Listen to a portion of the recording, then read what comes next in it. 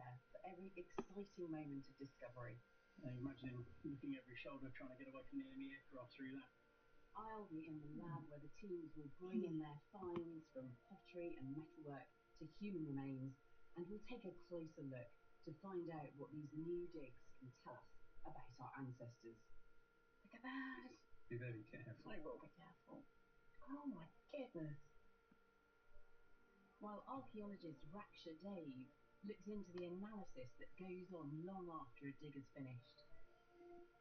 And he stabbed her in the back of the head. What an awful way to go.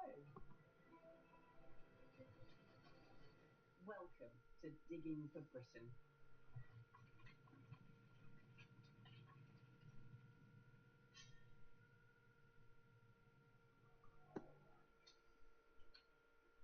In this programme, I'm joining archaeologists in the west of the country to share their biggest discoveries. At Silchester, we investigate a monumental bathhouse, revealing how the Romans first stamped their mark on Britain. The preservation of the blocks and the bricks is absolutely superb. In Bath, construction work beneath the magnificent medieval abbey takes us on an incredible journey through the city's multi-layered hidden past. This is probably late 13th or 14th century. Quite incredible this survived.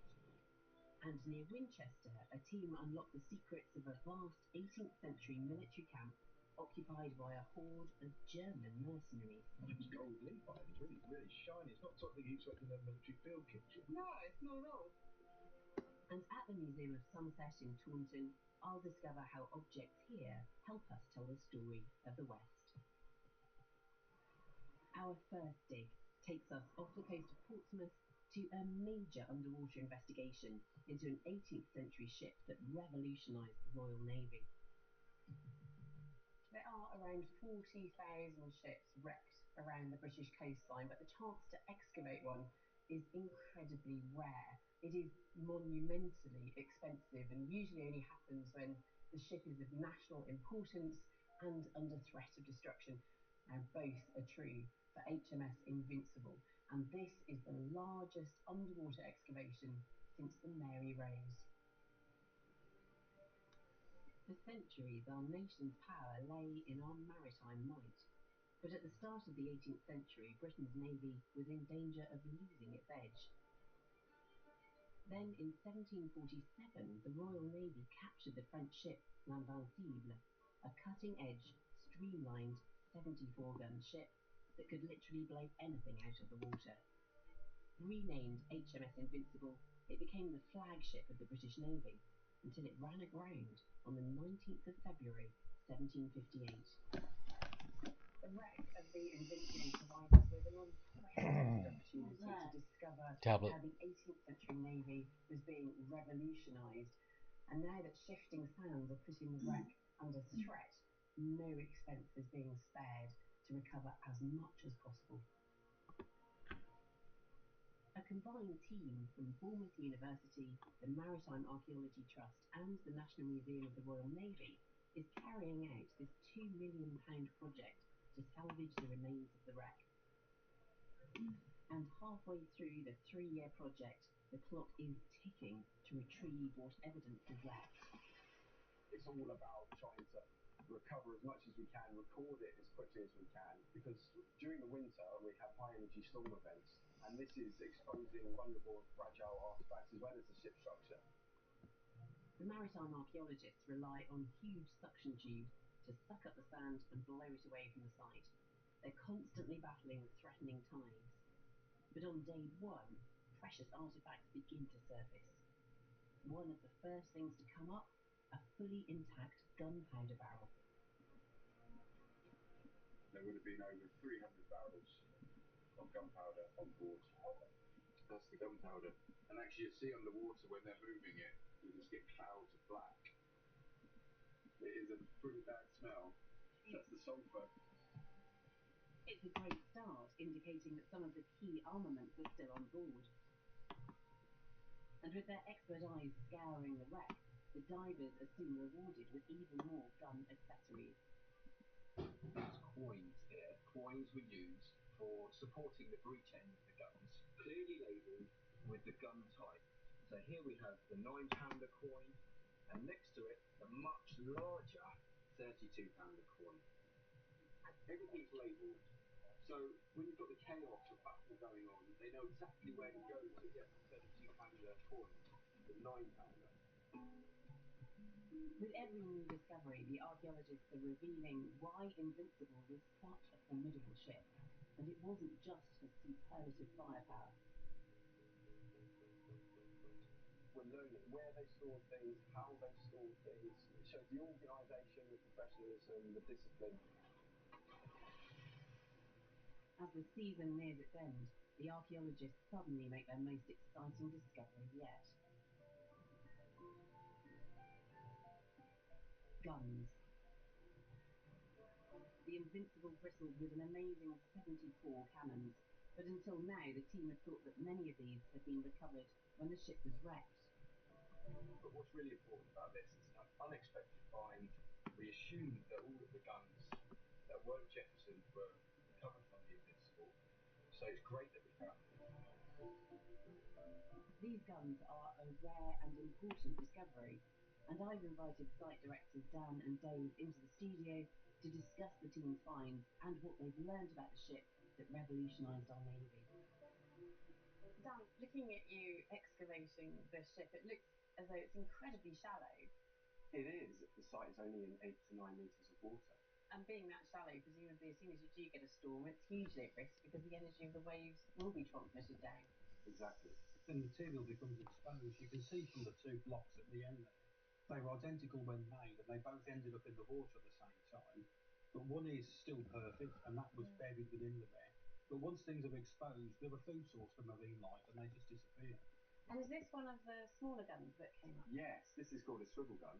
It's an anti-personnel weapon. So it's when you come close to the enemy, when you're side by side. And we found them low down on the ship. So they weren't in use at the time. So we're learning something new. Yeah. That they stored these weapons and were only going to bring them out when they needed them, when they were at close quarters with the enemy. And we weren't expecting to find these. So it was a really nice addition to the finds. And I think one of the most overwhelming things is the smell. Is that the rope that we can smell? That is the rope. It kind of takes you back in time. Yeah. This is a smell that hasn't changed since 1758. It's exactly what the sailors would have smelt. It's that tar. It's tarry. Yeah. And it still smells 250 years later. I know. I really love it. It enables us as archaeologists to really sense what it was like on board the ship. Yeah. And we found out that it's actually junk. So it wasn't going to be used in the rigging. It was going to be used in the making of these objects, which are known as gun wads. So the old rope that's in the bottom of the ship is there to be picked apart and made into these wads? That's it. So it's for the process of loading and firing the guns. You would load the cannons, ramming down your powder charge with this. This is a rammer head. You would then ram down one of those wads to kind of seal the charge. You would then ram down the shot. And to stop that shot rolling back out the barrel of the gun, you would have to ram down another wad. Yeah. So they're essential. And what about these pieces of wood here with marks on? What are they? And these are tally sticks that went with these wads to show which size of gun they would be used for. So in Roman numerals, we have 32, Yeah. the 32-pounder. And 24. And 24 for the 24-pounder. So this shows the organisation on board. And what have you got in that book? Well, what I've got here is a small timer. Look at that. It's used for calculating the speed of the vessel. See, is that glass? That's glass. And it's intact? It's intact, as it was when the ship sank, and it was found on the shelf it was placed on when it was last used. Can I hold that? You can. Be very careful. I will be careful. Okay. Oh my goodness. And that's a 28-second timer, because you run a length of rope over the stern of the vessel with knots in every 47 feet. Yeah. And after 28 seconds, the number of knots that have run through your hands are the speed of the vessel. Yeah. Yeah. So they have It gives 28 you the knots. seconds. That's what. That's where knots comes from. That's right.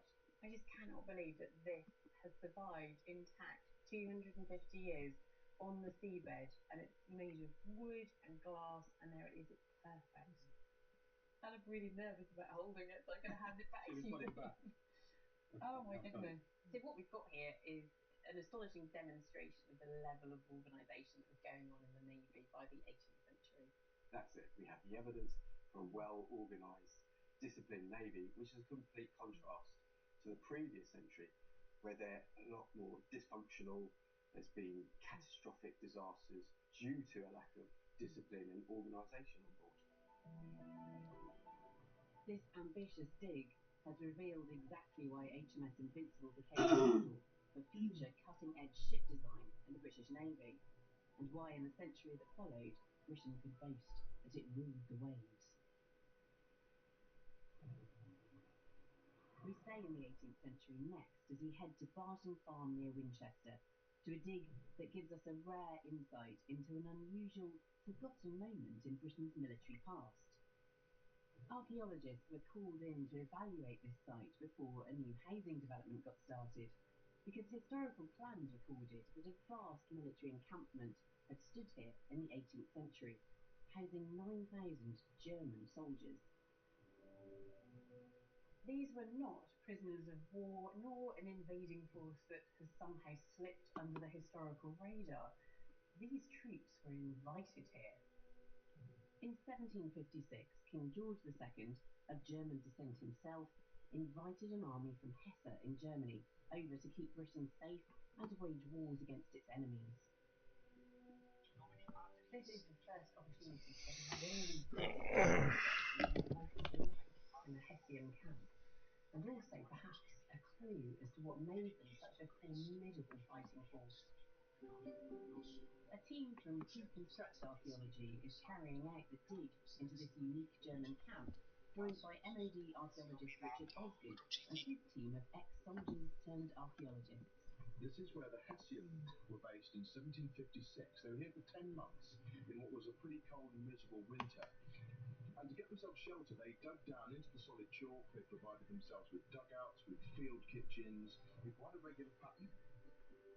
The team have a contemporary plan of the camp. However, they don't know how accurate it is or what the internal structures were really like. But once they start digging, the outlines of the camp are clearly visible in the hard chalk, and it seems to be even more massive and highly regimented than they thought. These square features are the footprints of field kitchens, and the camp extended for a distance of some 1 kilometre from roughly where we're speaking, right over in the far distance towards the houses over there. The whole camp is far too big to dig in its entirety, and the team are only focusing on the field kitchens and the dugouts affected by the housing development. They hope that this will tell them how both were constructed and what living conditions might have been like, and they quickly find their first clues. So it looks like we've got the neck of the bottle. Yeah? Oh, cool. The graphs are very similar to wine bottles. As digging continues, the team finds further tantalising clues about life in the German soldiers' camp. We are finding loads and loads of oyster shells. We've also got clay pipes. It's quite tempting to think of these Hessians actually sitting around eating oysters, which were much more commonplace as a food substance in those days, and smoking away.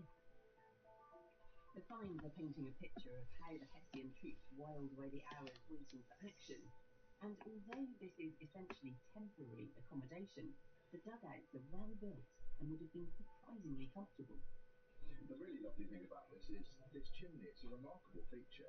You've got a series of mortared bricks in place, and then you've got a mortared area up here, which forms the flue of the chimney. And this must have been a real godsend, absolutely critical from having spoken to the soldiers on the site, is keeping themselves warm in the dugouts. The other thing you've got in this area is a series of stake holes cut into the chalk, and those represent where timber uprights were put in place. They would have enabled the roof structure, probably like a tent, to go over the top. The preservation of the dugouts is creating a remarkably clear picture. These were solidly built, heated structures, roofed over with canvas. Quite cosy then, but also cramped, as up to 50 men could have been living in each one. As well as the dugouts, the other main features on site are a string of field kitchens. Sleeping in each one. You know what I mean? And they're producing some equally interesting finds. The rest of the time they were busy. They didn't go in there. This is in one of the little ovens cut into the Hessian field kitchens. You don't need a big space for a camp of men. A little pin, which is beautifully preserved, and also just found a little button. I mean, that was beautiful, isn't it? decoration on it, but it's also got it's gold leaf on it. Yeah. It's really, really shiny. It's not the sort of thing you expect in a military field kitchen. No, not at all. This is such an intriguing and unusual sight. I've invited Richard and site director Paul into the lab to find out more. I think sites like this are great. You've got a very clear idea of what's there from this map, but actually still it's quite difficult to imagine how this plays out on the ground and the organisation of it. So to have this opportunity is fantastic. Yeah, to know the actual structural form of these dugouts and the kitchens and the sorts of elements that they indicate about the lives of the people that were here in 1756, you can get a certain element, but you've got to do the digging to find out. Because looking at this, it just looks like a tented camp, doesn't it? You're not really given that idea. It's like a blaster free or something. Yeah. Well, slightly regimented blaster free. Exactly. Better news. And Richard, you're there digging with soldiers who were in Operation Nightingale. Were they impressed? A real envy that they had such nice features in the 1750s compared to what they call shell scrapes nowadays and just little gouges into the ground. But these things were beautifully constructed with staircases and fireplaces. And Yeah. some of them with ledges to sit on, perhaps. And put context for candles in some places. They're quite ornate in many ways. And it's perhaps surprising when you think of the conditions at the time that they have put so much effort into building these structures. And that button we saw coming up in the trench, didn't we? Yeah, that's the one from one of the field kitchens. So you see the shiny gilding on it. They're quite ornate for soldiers, aren't they? They don't look military, do they? They don't look martial. We're tempted to think that you see the little schematic illustrations in the plan of these locals coming out to look at the Hessians, because there must have been a real curiosity for That's what we think of the characters. Absolutely. And it's tempting to think that sort of ornate button just might be dropped from one of these people who come to see their allies in the field in Winchester. And you recovered quite a few finds, giving us a bit of an insight into the day-to-day lives of these soldiers. Yes, the soldiers spend a lot of time waiting for things to happen, don't they? And you imagine that they spent a lot of time just eating and smoking and drinking day after day, month after month. And here we have a very nice example of an enamelled glass schnapps bottle that presumably one of the members of the army actually brought with him, with his own supply of special spirits, perhaps. Yeah. So they're enjoying a bit of local beer and German schnapps. Yeah. Okay. I think what's particularly interesting is that when you think of an efficient army, very often we focus on what they're doing in battle, tactics, all of that sort of thing. But actually, this is equally important, if actually not more important, how you keep troops well fed, comfortable, in good fighting form when you're not actually on the front line. Yeah, without decent logistics and morale, you're not going to succeed. And so that's a crucial part of this story for sure. The dig has given us a unique insight into a forgotten moment in our military history, the order and sophistication of the camp revealing why the Hessians were such crack troops and were invited over by George II. And here, at the museum in Somerset, a rather personal item belonging to the king himself provides another insight into George's military campaigns and his connections with Germany. Tom, tell me about these trousers then, or in fact they're not really trousers, are they? Well, I think we need to call them breeches. That's what they would have been called at the time. They're remarkable because they belong to no less a person than George II, King of England for 33 years, from 1727 to 1760. And more remarkably, he wore them at the Battle of Dettingen in Germany, and it was the very last time an English monarch led his troops into battle. Quite an extraordinary item to be wearing, and incredibly colourful. I mean, he was not going for camouflage here. No, he wanted to be a visible symbol of monarchy and of leadership, and he was renowned as being a very brave sovereign. So he would have cut a fine and very noticeable figure wearing these bright red breeches, and they've got gorgeous gold buttons as well. They have, yes. The buttons are a very fine embellishment. They're very beautiful. The material is slightly felty to the touch.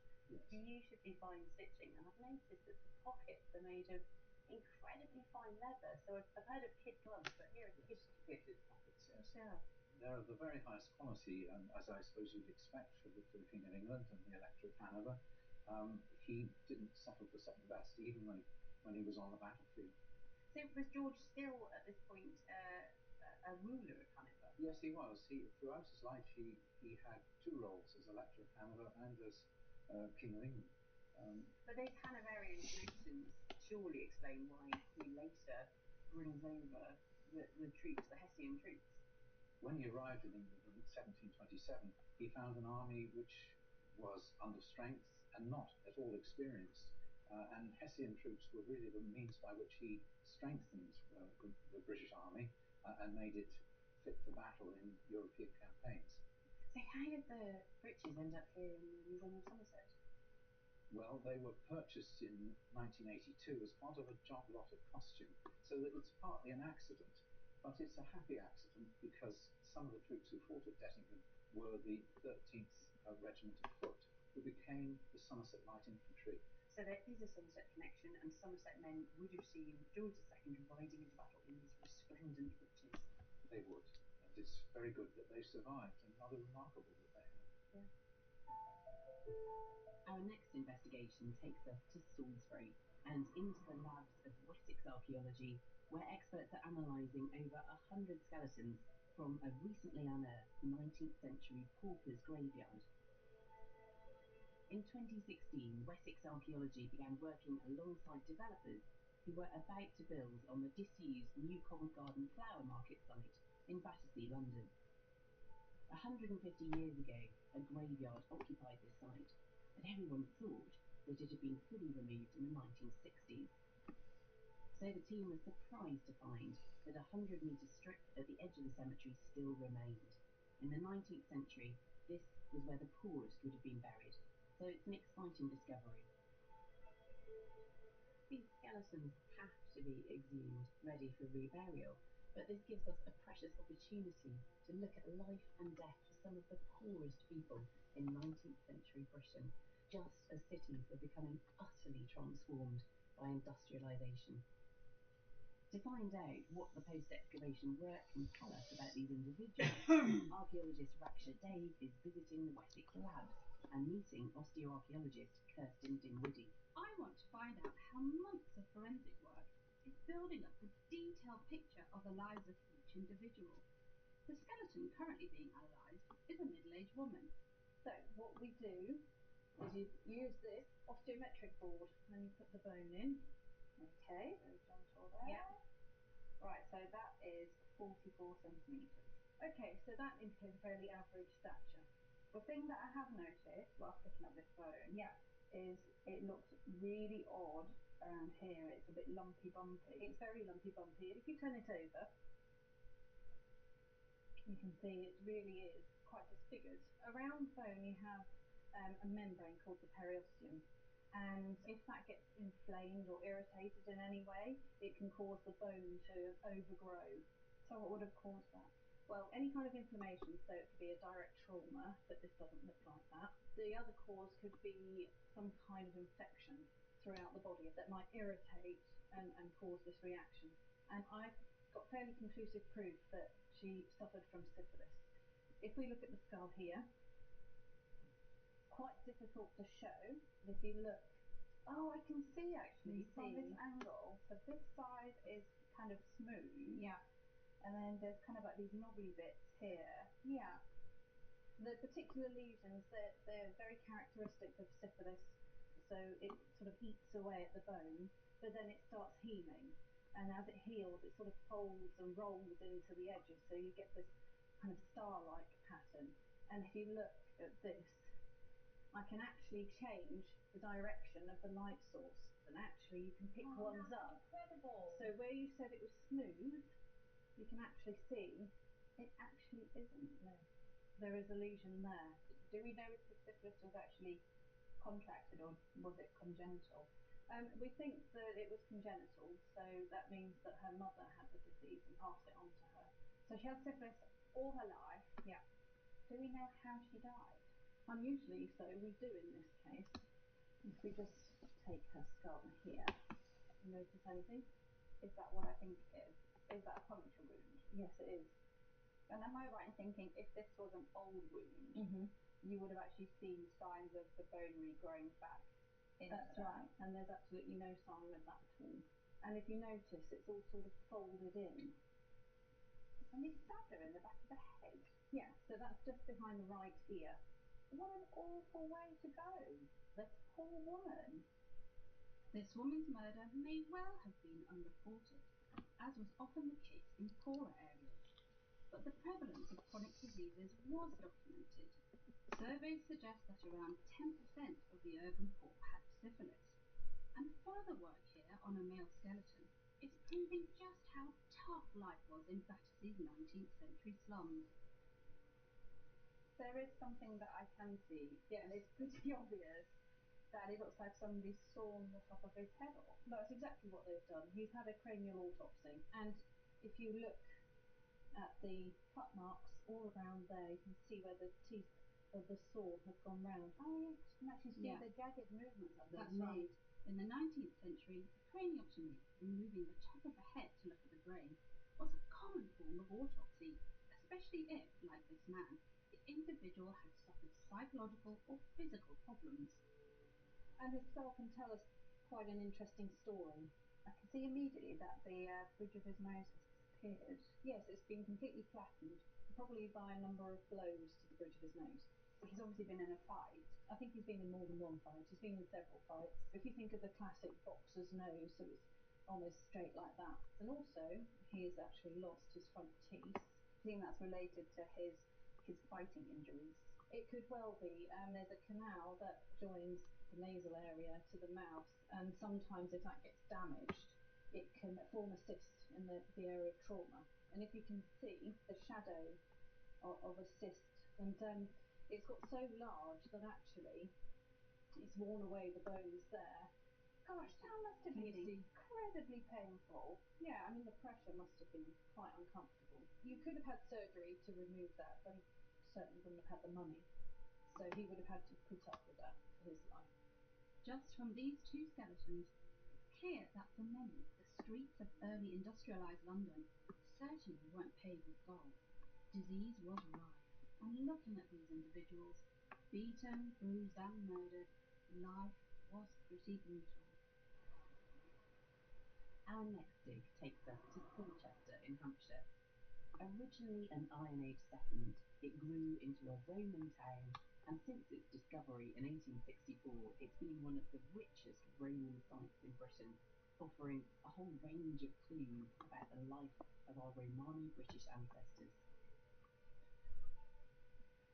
Silchester is an exciting and important Roman site because the town, Caleva Atrivatum, fell into disuse rapidly and was never built over. So what we have is a perfectly preserved Roman town. University of Reading archaeologists have been digging there for more than 20 years, and this year they returned to focus on one particular area, the bathhouse. Now this important public building should yield clues about how the Romans stamped their identity on Britain. We've chosen the baths, one of the principal public buildings of the town, because there are questions about when the baths were built, how long they lasted, and about life in the baths. What sort of activities took place? The eating, drinking, the gambling, the haircutting, the massage, all that sort of activity. What can we trace from the soil itself and from the artifacts that we find? Because the bathhouse was originally dug 100 years ago, Mike knows exactly where it's located.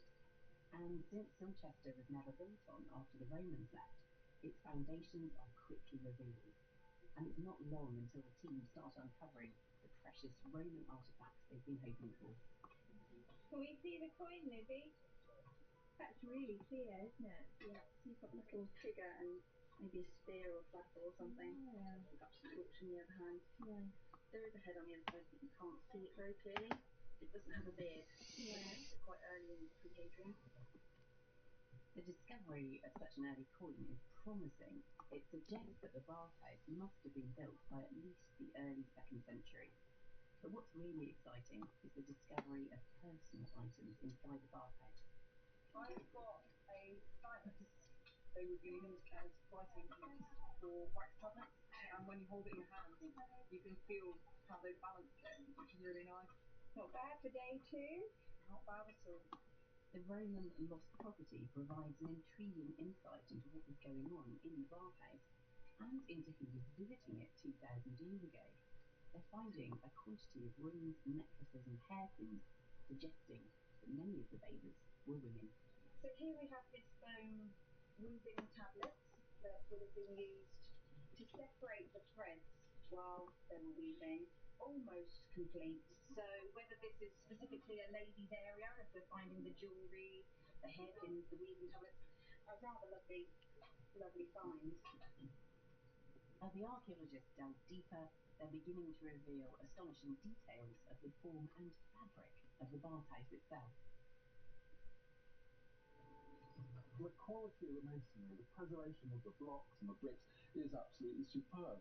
I mean, nowhere else, not even within Silchester, will you get preservation of this quality.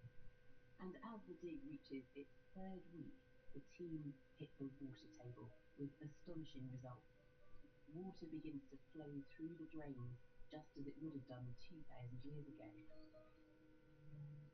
With the foundations in such great condition, the team now hopes that they'll be able to answer the real question at the heart of their mission. When was the bathhouse built? Frustratingly, this key fact has eluded them so far, but on the last day, the archaeologists finally find the evidence they need.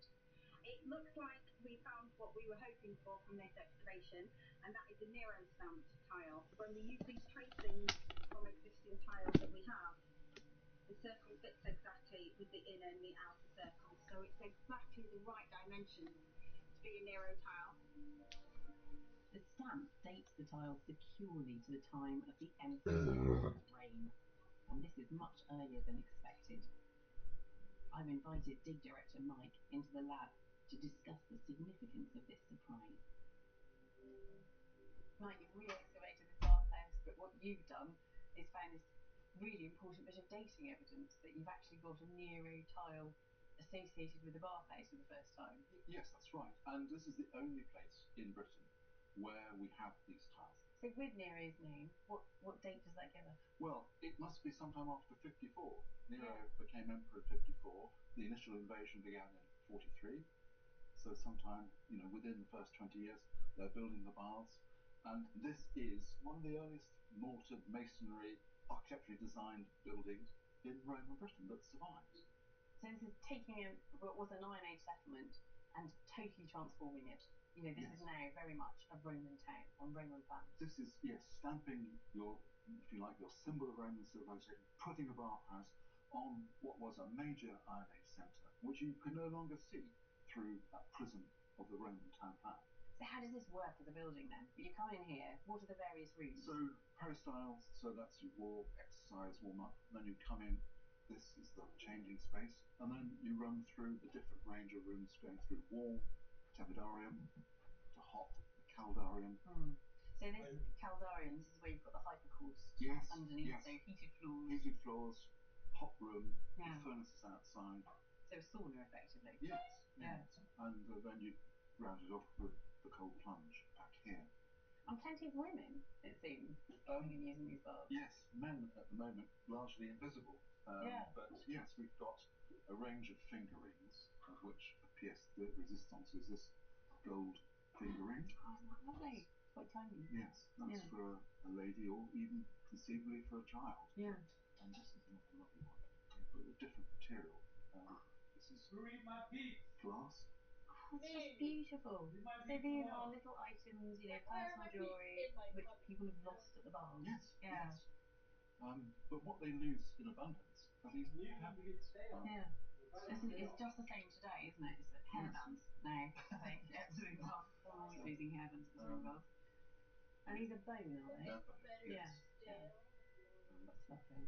And do we know who was living there? I mean, is this going to be Roman citizens coming in from the Empire, or is this Brits? I think predominantly it's Brits. The town is one of the biggest centres in Britain at the time of the Roman conquest, and a natural centre perhaps to develop. I mean, it's just extraordinary, isn't it?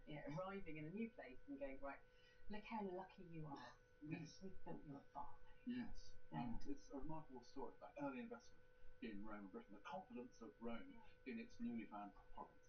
Early and rapid investment. Early and rapid investment, yes. Discovering this early date for Silchester's bathhouse is fantastic. It's fresh evidence about the determination and speed with which the Roman imperial machine stamped their mark on Britain after the conquest. When the Romans arrive in Britain, they bring a new culture with them. including characteristic styles of architecture and clothing, pottery and glassware, and, of course, a new language.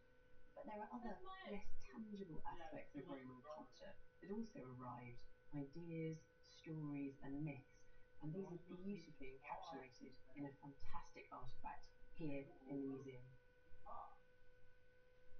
Emma, this is such a gorgeous mosaic. How was it discovered? Well, we didn't know anything about it until 1938, when Herbert Cook, a local farmer, found a sheep dead in his field. Right. And he set about burying it, and in that hole he found a little fragment of a clay tile, so he decided to take it to the museum to get it identified.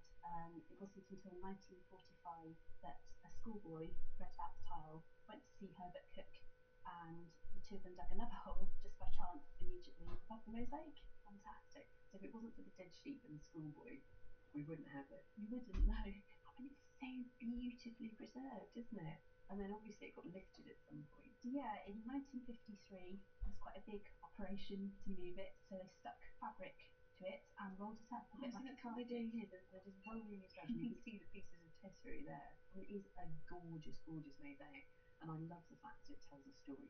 Yes, and in fact it's the oldest object in Britain which tells a complete story. Is it? Yeah. Oh, that's fantastic. The mosaic illustrates a chapter from one of the greatest Roman myths, written down by the Roman poet Virgil in the 30s BCE.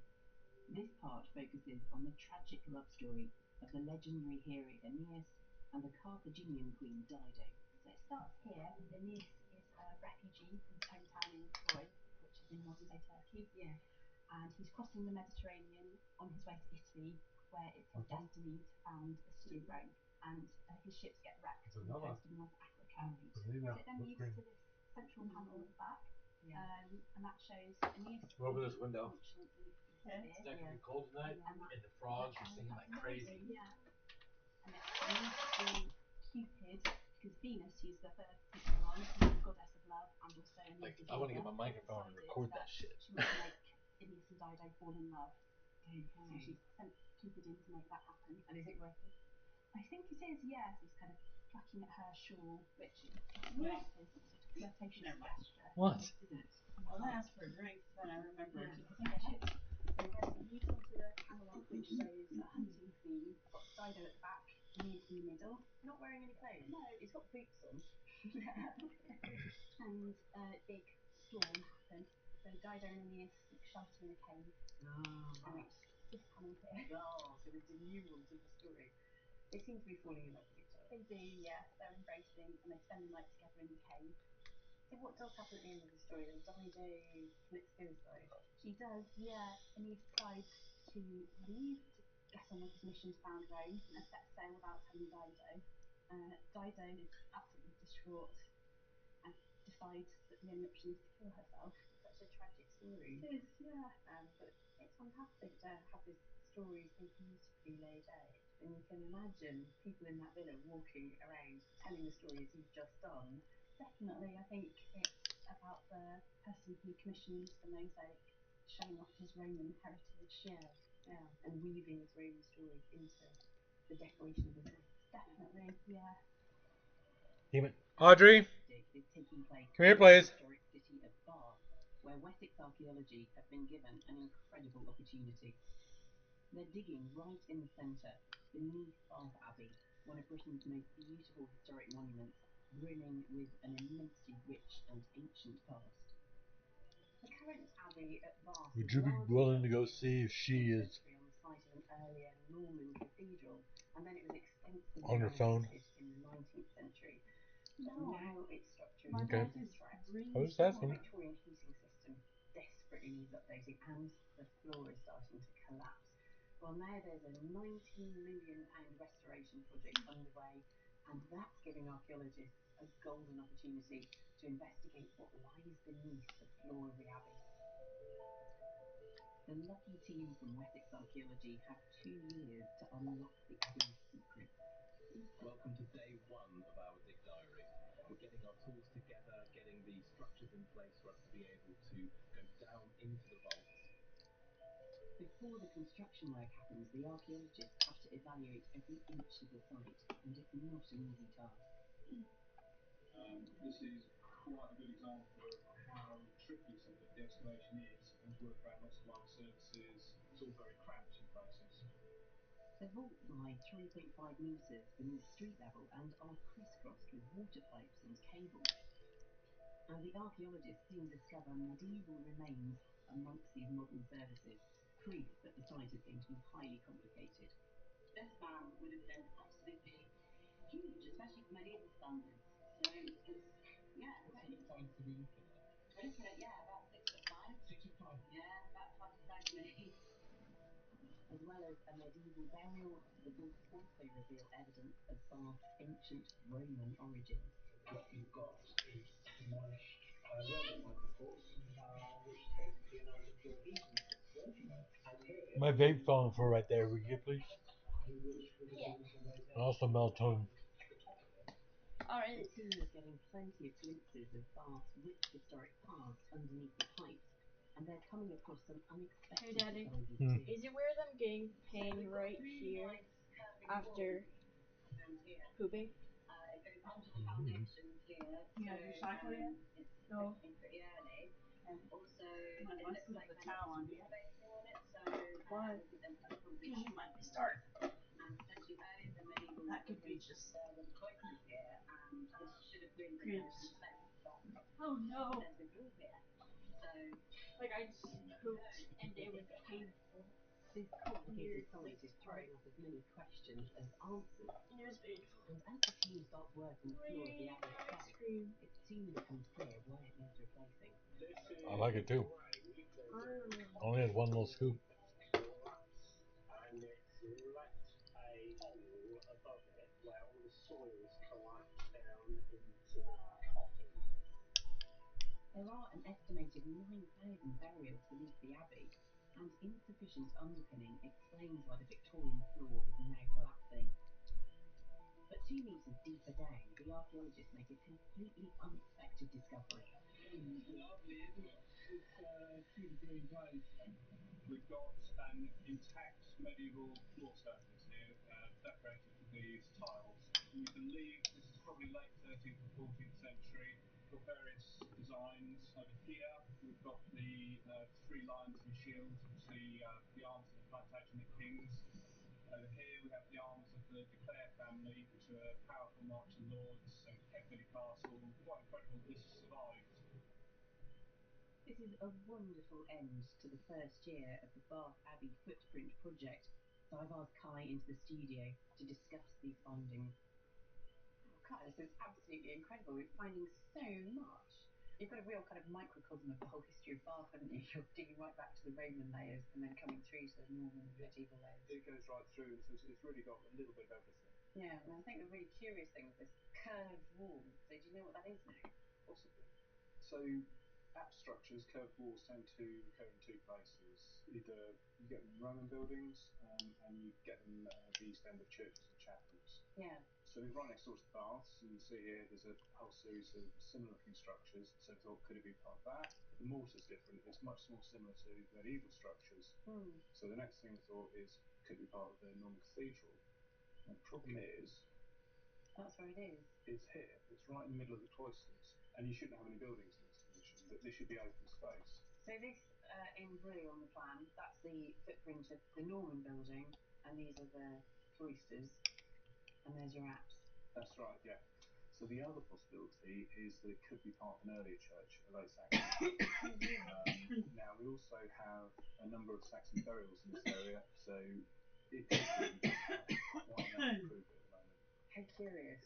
So there's a phase of demolition in the 16th century when the new abbey is built, and then more demolition and disturbance in the Victorian period. Yeah, so the east end of the Tudor Abbey had a fan-vaulted stone ceiling, but the nave itself, they built a wooden ceiling there with plaster decoration on it, which we found evidence of. Oh, this is some of it, is it? Yeah, so when the Victorian Restoration happened, they essentially ripped out what they saw as things that didn't match the original design, which included this. I mean, we found dozens and dozens of these little rosettes, amongst other decorated plaster. So it gives us a really good idea of what the ceiling of the abbey looked like. So this is Tudor?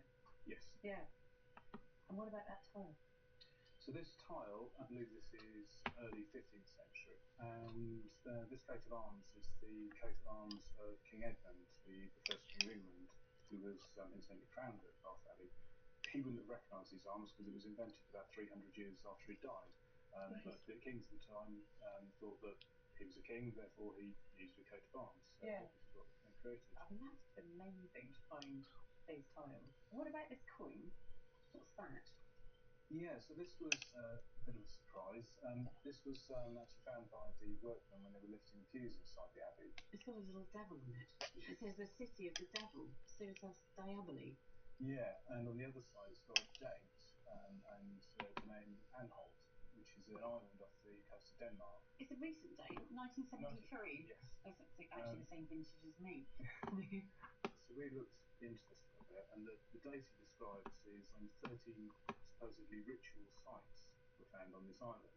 Yeah. One of them had a fake shrunken head on it, and people said, oh, this is some kind of cult activity. And shortly after this, these coins started appearing in churches all over Denmark and Sweden.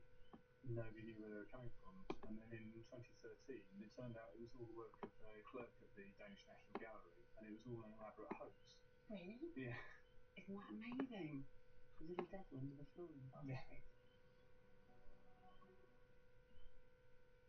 Although just halfway through, this dig is already providing rare glimpses of what lies beneath one of our most treasured historic cities. And with a year to go, who knows what other secrets will be uncovered. Next, it's back to Wessex archaeology in Salisbury, where Raksha is with archaeologists who are investigating the remains of an early 19th century pauper's graveyard. And it's becoming clear just how terrible the living conditions were at the time.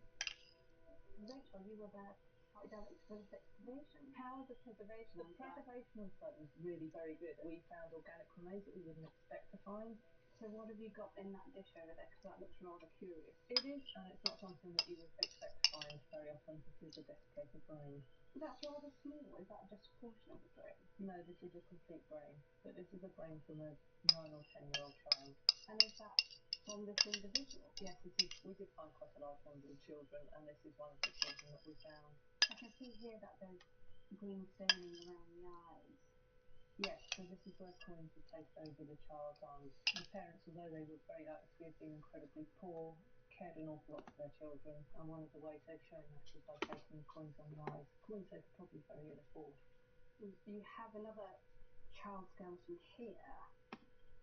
Yes, we do, and this was probably the most poignant find we had from the entire site. This was an individual that still had a legible nameplate as we uncovered it. So we could decipher part of the legible nameplate, we could decipher the date she died and how old the nameplate said she was. Next to you, you will see a photograph, and this was her nameplate.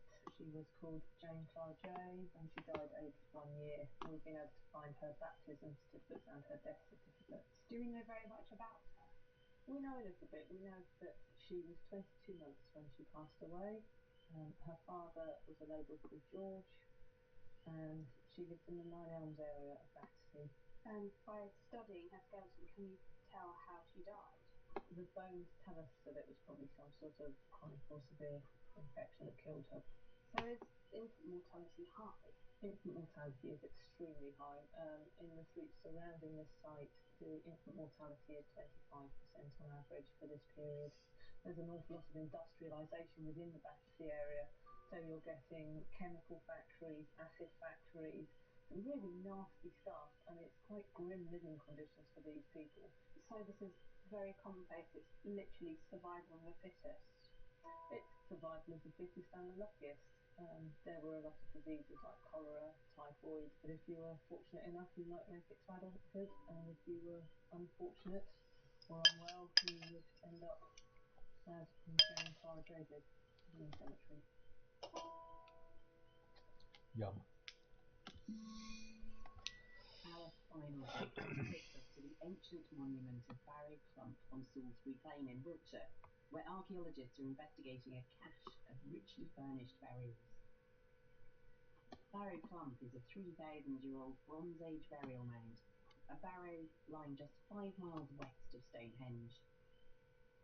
It's such a big feature in the landscape that 1500 years later, the Anglo-Saxons chose to bury their dead here too. But now this site is potentially in danger of destruction. Archaeological sites can be threatened by anything from the construction of new roads and railways to coastal erosion. But at our next site, Barrow Clump, the problem was a little more unusual. Salisbury Plain is an MOD training ground, and military vehicles continually sun-design during manoeuvres. To assess whether this has caused any damage, a familiar face, MOD archaeologist Richard Osgood, is investigating with his team of ex-soldiers. Morning one at Barrow Clump, summer 2018, stripping an area underneath the track to see the effects of ground pressure on vehicles on the Saxon cemetery. Pretty sure it skipped March entirely. Only digging will reveal the true extent of this cemetery, that is, if the precious evidence hasn't been destroyed by the tanks. But the initial signs are promising. Morning 3 on Barrow Clump, and the graves are emerging. There's an area of burning which has got human bone on top of it, and next to that there's another complete grave. But as they dig down, the team's confidence about the level of preservation is shaken. The skull, yeah. I believe this could be the shoulder, pelvis, and legs. Okay, so it's looking a bit friable, the bones are a bit delicate, is that right? The skull, as you can see, it's quite part of the skull there, so it's actually broken. Okay. The level of survival is disappointing, and for the next few days, things don't improve. But on day 4... We have a square-headed roach here, which probably comes in a pair, and further down the trench, there's a little bit of green coming out there. Brooches like this are often found in graves of wealthy Anglo-Saxon women. The discovery is a welcome sign that further valuable evidence might survive. And as other burials are uncovered, the team finds grave lists often associated with male burials. We found the grave cut that goes all the way round towards a really nice shield box. That's a really good look, isn't it? It's lovely, yeah, it's really nice. The boss is the metal centrepiece to a wooden shield that has entirely rotted away. Anglo-Saxon men were often buried with shields laid over them. And there are more metal artefacts clearly hidden beneath the ground. Very strong iron signal gets into the small pit there, so slowly go down. Every beat of the metal detector increases the anticipation on site. And on the final day, the team uncovers what for them is the most exciting find of the entire dig. Well, what you got? You have a sword. That's what we saw. You can see the hilt. And there's the bones that they are making rest. And after hours of careful excavation, the incredible preservation of this rare object is apparent. So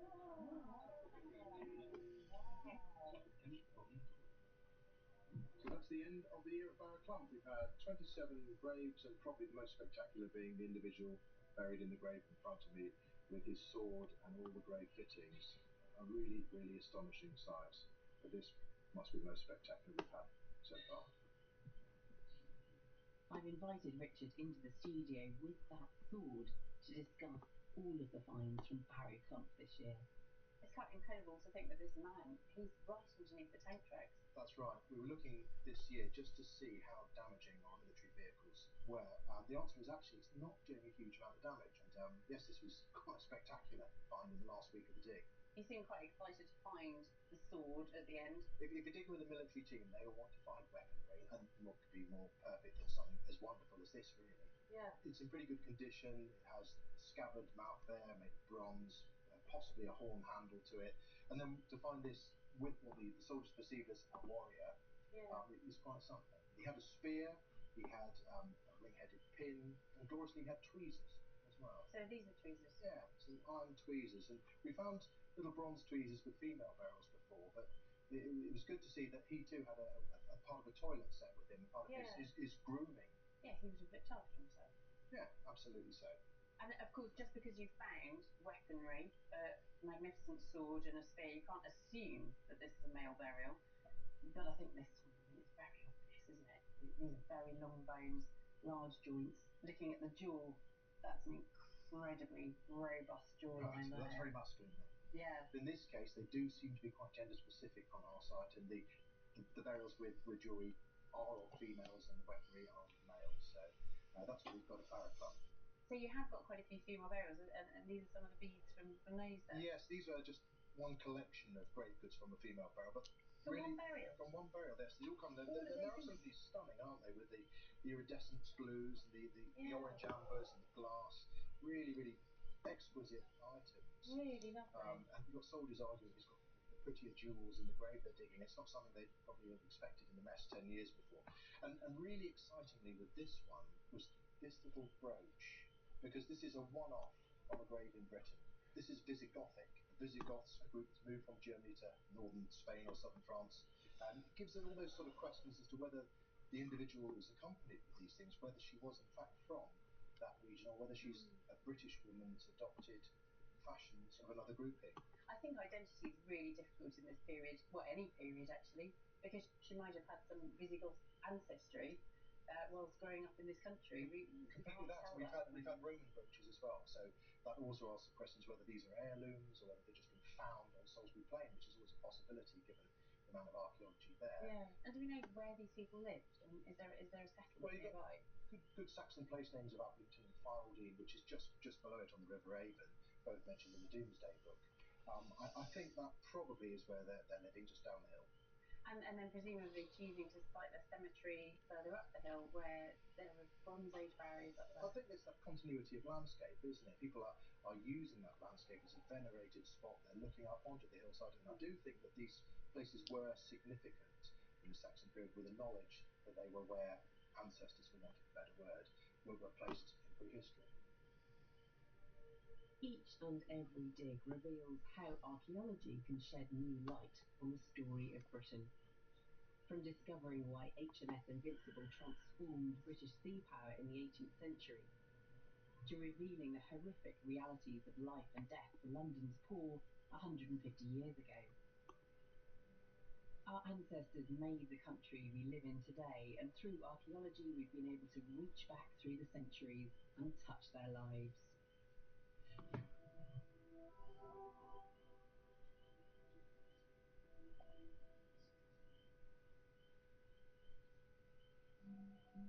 We might be a small island, but we've got an epic history. And there's a wealth of untold secrets still to uncover. So every year, hundreds of archaeologists dig, dive, and sift to find clues. Never seen anything like it before. It's amazing. In 2018, their discoveries have been more exciting than ever. Look at that. So that's from a tank then? Yeah. That's a nice quiet. Not bad for day two. Not bad at all. Each excavation has been filmed as it happened by the archaeologists themselves. Their dig diaries mean that we can be there for every exciting moment of discovery. Imagine him looking over his shoulder trying to get away from the enemy aircraft through that. I'll be in the lab where the teams will bring in their finds from pottery and metalwork to human remains, and we'll take a closer look to find out what these new digs can tell us about our ancestors. The bird! Be very careful. I will be careful. Oh my goodness. While archaeologist Raksha Dave looks into the analysis that goes on long after a dig is finished. And they stabbed her in the back of the head. What an awful way to go. What's up? Is it bad if my right Welcome here to hurts Digging for Britain. quite a lot? Or right here? Ooh. I can feel like a bone right underneath there. Like right here. In this programme, I'm joining archaeologists in the east of Britain and beyond as they share their biggest discoveries. We join a team as they find an incredible lost Stone Age monument. It has to mean something. It's now our job is to figure out what it does mean.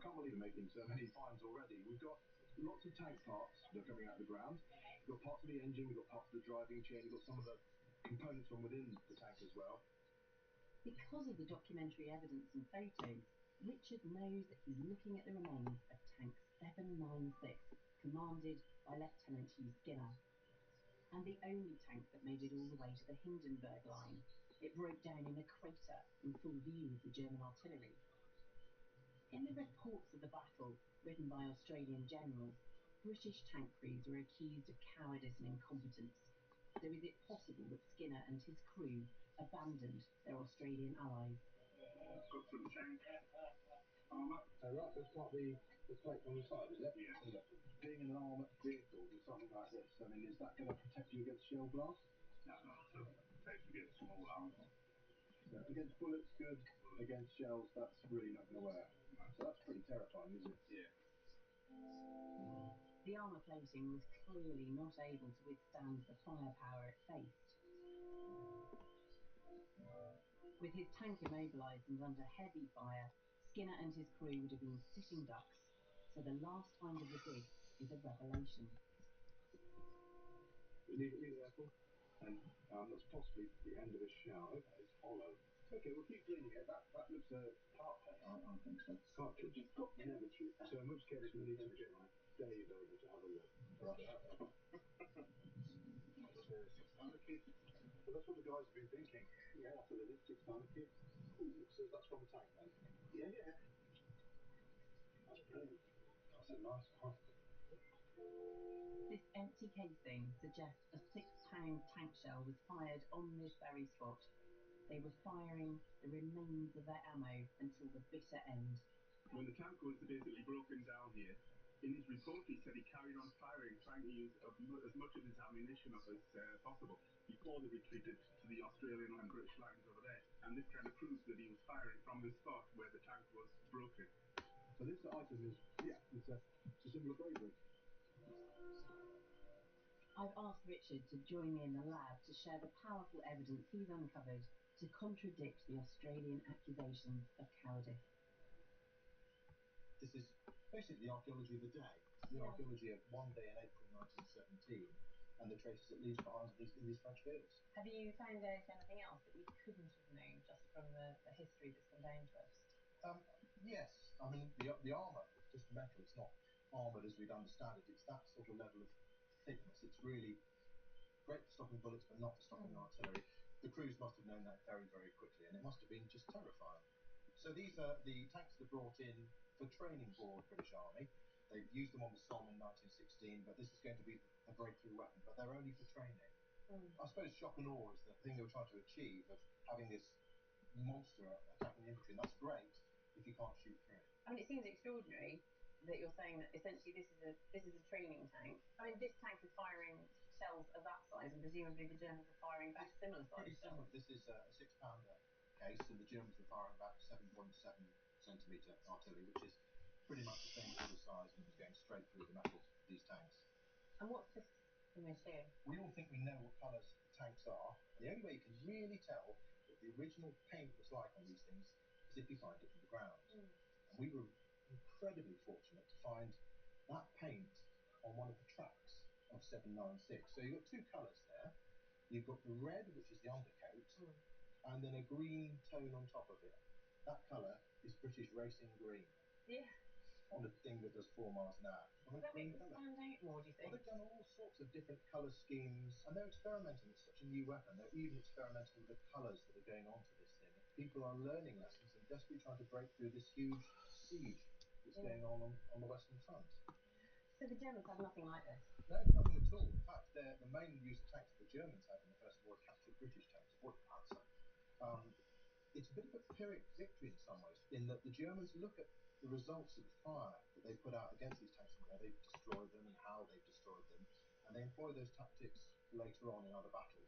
By then, the British are not using training tanks, they're using properly armoured vehicles. Right. And that leads to successes like the Battle of Cambrai just a few months later, where there are much more effective vehicles.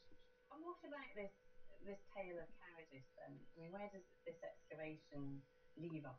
Well, hopefully that's dispelled any sorts of thoughts like that. It comes from the Australians who took a lot of casualties in this one particular battle, perhaps looking for a scapegoat, and these tank trees were that obvious example to pin it on. The fact that this tank got as far as it did, it fired until its ammunition was either expended or the tank was utterly unable to maintain itself without being destroyed. It does 4 miles an hour over a big area. They've seen the other tanks being destroyed. To stay as long as they did and to get as far as they did, I think actually it's quite the reverse. I think it's a tale of courage. Yeah. This excavation shows that the tragic failure at Brucourt was a failure of machines and not men. We now know that the crew of Tank 796 fought bravely until their very last shell. We go back to the UK now, where archaeologists are investigating a huge 37-kilometre long stretch of farmland before the laying of a power line near Woodbridge. Every time a major UK building project is greenlit, then maps have to be consulted, the land is surveyed, and often an excavation is carried out. Now, the archaeologists don't set out to make spectacular finds, but sometimes they will uncover a major new discovery. And that's exactly what happened this year in Suffolk. The Suffolk landscape has been ploughed and levelled for centuries, so when the commercial archaeologists started work, expectations were low. But right at the end of the project, the survey showed something interesting hidden under the soil. When they start to dig, they get a huge surprise. It looks like this very flat patch of land was once a hill, and under the flattened hill, they uncover a monumental curving ditch. The scale of the ditch is massive. It's about 15 metres wide. It's at least 2 to 3 metres deep. That is a very, very large feature, which would have been huge in the landscape when it was around. Digging this ditch must have been a colossal undertaking, suggesting that this was a very important site. Through the bitterly cold winter, the team works as fast and as carefully as they can, peeling back each layer of earth filling the ditch. Then comes the next shock. There's a perfectly preserved wooden trackway inside the ditch that would have led to the top of the hill. The trackway itself came down on a ramp just beside us on split oak timbers and then runs up along the centre of the ring ditch and terminates at the very highest point on the hill. With no precedent for such a strange design, the team don't know if they're looking at something that is hundreds or thousands of years old. But it's clear that they've unearthed an enormous monument and something that had been entirely forgotten about. As the trackway emerges, the archaeologists can see that it's about 3 metres wide, and further analysis reveals it's made of birch and oak. The big question is now when this mysterious monument was constructed and why. And they start to find objects that appear to have been deliberately placed in the ditch. There's an obvious placing of certain bones in certain locations along the trackway, but we're finding none of the other bones. We're only finding pelvic bones and jaw bones, with just the front of the animal and the back of the animal, but nothing in between. And that in itself is extraordinarily unusual. The wood and the bone can be dated, and they turn out to be very old indeed. They're from 2400 BCE, so this feature is Stone Age. At this time, we know that people were gathering to create giant monuments in significant places in the landscape. The most famous of these, of course, is Stonehenge, which also has a large curving ditch around it. But there the similarities end. This new discovery, though, raises the possibility that many more giant monuments could be hidden in our landscape, each one unique and each with its own purpose. This henge-like monument has one last important secret. The team finds a large platform at the top of the hill, built to hold the weight of many people.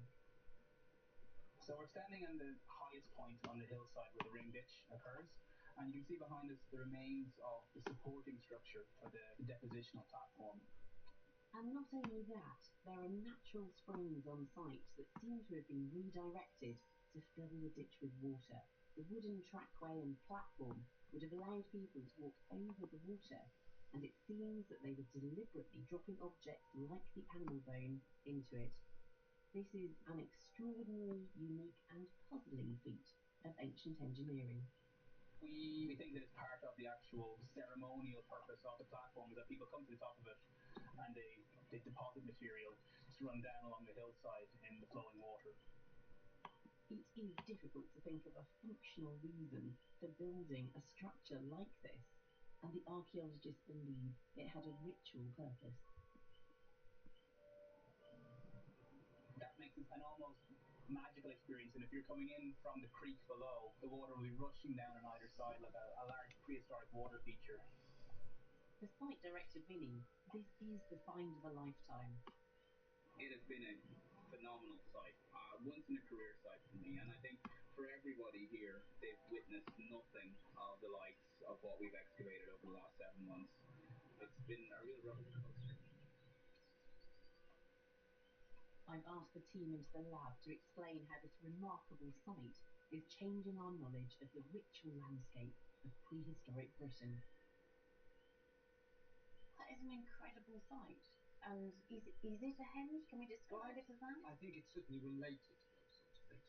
Henges, we now know, relate to water and the use of water, presumably the veneration of the ancestors and the journey to the afterlife. It's quite possible that people had their feet in the water when they were walking along the trackway. It's not a place where they were living and some occupation site. It's a site with a special function. So yeah, this is the elephant in the room. we've been kind of ignoring this, but it's absolutely magnificent. So this is a prehistoric cow. A very large prehistoric cow. Yeah. It's a very large one that we were very pleased to see, because it allowed us to have an indication of what date we were dealing with, because when you find an aurochs, it tells you that whatever you've got, it's Middle Bronze Age or earlier, because they are extinct in Britain as of the Middle Bronze Age. And where did you find it? So we found this just off the end of the platform, just within arm's reach, so it's deposited off the side. And along with that, we found this wooden bladed agricultural artifact as well. So it's not just a piece of wood? No, it's a wooden spatula, and it's used for butter and milk churning. It's the same thing. You're getting the association of agricultural practices with the aurochs skull in the placement at the edge of this platform. I mean, these are the earliest farmers, aren't they? This is the early Neolithic. This is the beginning of farming in Britain. From the carbon-14 dating that we just had recently had back, we're looking at it to be about 3,500 BC. So that's really early Neolithic. Very early, and that's from the lowest phase of the trackway, so the very first phase of the trackway. And when we're thinking of this time period, we're always kind of drawn to Stonehenge, just because that is such an obvious feature still in our landscape. It's quite curious to see that there were things like this that have been forgotten about. The Stonehenge is famous for its kind of lifespan. Now, what we can tell from this site in particular is that it has a similar lifespan. Outside of our site, from the surveying that we've done also, we can see there's a much larger sequence of monumental activity in that whole valley side, which is prehistoric. It's something that those people and their descendants have kept coming back to for thousands of years. This astonishing site reveals that our prehistoric ancestors came together to build a spectacular water feature and returned here over more than 1,000 years. But unlike Stonehenge, this monument was flattened and lost until now. It's still early days, but the Woodbridge site looks set to become the stuff of archaeological legend. We cover many exciting digs on this series, but in fact the excavation is only the start of a long journey of discovery. Once finds and samples are retrieved, they're sent off to labs for conservation and analysis, a process that can take weeks, months, sometimes even years. And for this next dig in Chichester, it is only when the samples arrive in the lab that the real details begin to emerge. Field archaeologist Raksha Dave is travelling to Portslade to find out how post-excavation work following a Chichester dig is making sense of Britain's lost landscapes. For the last 2 years, Southern Water have been laying a 10-kilometre pipeline cutting through town and country, and they paid Archaeology South East to monitor their work. As they dug the areas where the pipes were to be laid, they found prehistoric henges, Roman settlement and burial, and RAF bases from World War II. But most intriguingly, they have unearthed a very medieval village. An awful lot of buckets here. Yeah, absolutely, yes. So these are just some of the hundreds of samples that we've recovered from the village itself. They are soil basically from archaeological deposits, like for example fields and ditches and pits. So you've got a plan here. As they excavated along the line of the future water pipe and uncovered the footprint of the lost village, they mapped the details. So you can see there's boundary ditches, there's post holes relating to structures. To access this time capsule of medieval life, they've dug up entire sections of the ground and brought them back to the lab. The clues to the people who lived in this village are hidden in the soil. But first, they need to get rid of a lot of mud. Great. Then do I just break these bits up then? Yeah. So all we're trying to do is break it down. The water will be pumping it. This is quite a bizarre job. It is. It's like, what do you do for a living? Oh, I wash mud. It's almost like a massage to it. What we're trying to do is get rid of all the soil, so mix up with all the lovely archaeological materials. I can actually feel all the tiny bits. Yeah. This one, on top of this mess, will have all the heavy stuff that won't float, but then some lighter things like charcoal and sand remains will float, and we'll end up with them in this smaller one. The large tank at the top will catch stones, tile and metal, and the small mesh below it captures lighter plant remains. So how do you then use all of this information about this organic remains to paint a picture of village life? For example, we have a sample with lots of charcoal in it. It could be from an oven or a kiln. We can identify certain types of charcoal as being fuel wood. Yeah, so you can see where they're selecting certain types of trees to burn, if they're avoiding any, whether they're cutting down trees to use as fuel, or whether they are just picking from the forest floor. It just amazes me that how much information you can get from such a tiny piece of charcoal. Extracting all of this information requires an expert eye, so they are passed to archaeobotanist Angela for analysis. Gosh, this is quite painstaking stuff. And then I go, where's the jersey? These innocuous bits of seed and charcoal can give us an intimate insight into the everyday lives of the people in this village. Germinated grain showed that they were brewing ale. The charcoal shows us where they were cooking, and the cereal can tell us about the bread they were eating. In medieval times, both wheat and barley were used for making flour because wheat was a bit of a high status cereal, so not everybody could afford to eat bread that was made entirely out of wheat. After all of these samples are sorted and analysed, the team will be able to work out what people were doing in different parts of the site. And the larger finds from the excavation are providing intriguing clues to the village's fate. Where has this material come from? Well, all of this tile has come from a spread that was overlying one side of the best preserved house that we have on the site. We know that there are 2,000 fragments of tile that weighing close to 40 kilograms, and that's a significantly large amount to get from a single feature.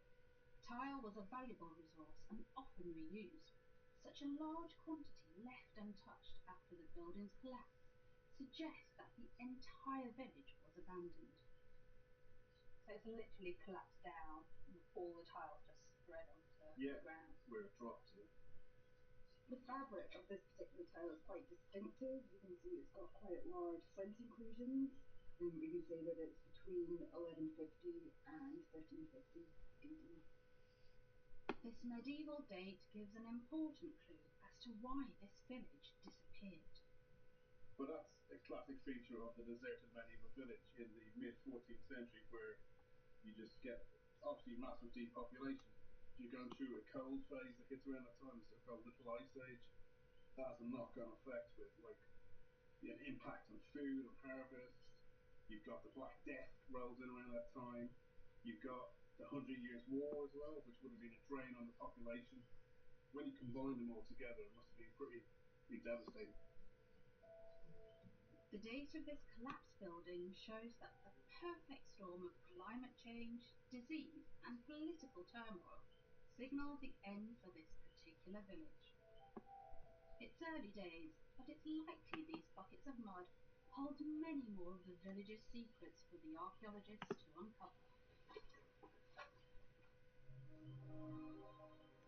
Our next site takes us to the village of Great Wellmacom in Suffolk, where a team were brought in to investigate a small field ahead of a housing project because evidence of Roman activity had already been found in the surrounding area.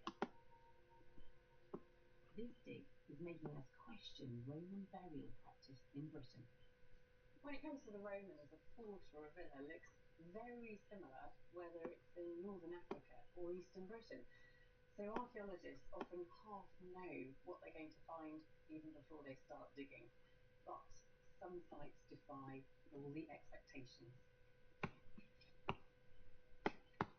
When the team arrived on site, they found evidence of burials.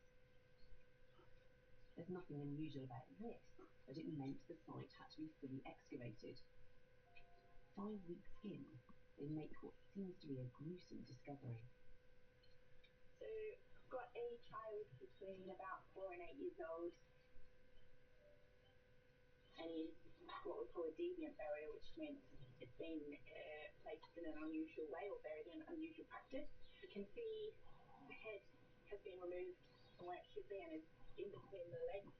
So we've got the arms kind of down like this, the 2 legs on either side which are spread, and the head right in the middle. There are examples of strange burials like this, decapitated with the head rearranged, from other Roman cemeteries, but they're rare, and we don't know why the dead body would be treated in this way. As the dig continues, there are plenty of more normal-looking graves, so it looks like the deviant burial is a one-off. But it isn't. So far, I'm uncovering this grave where we have this skeleton, possibly deviant. We're not entirely sure yet if the skull belongs to the skeleton, but I believe it could be from this skeleton because by the pelvis and by the skull it seems to be female. This burial is even stranger than the last. We also have feet, but they do not belong to this skeleton, so it's obvious that we have several deposits on the same grave. This body appears to have been buried with an extra pair of feet, which must have been removed from their owner, fully fleshed.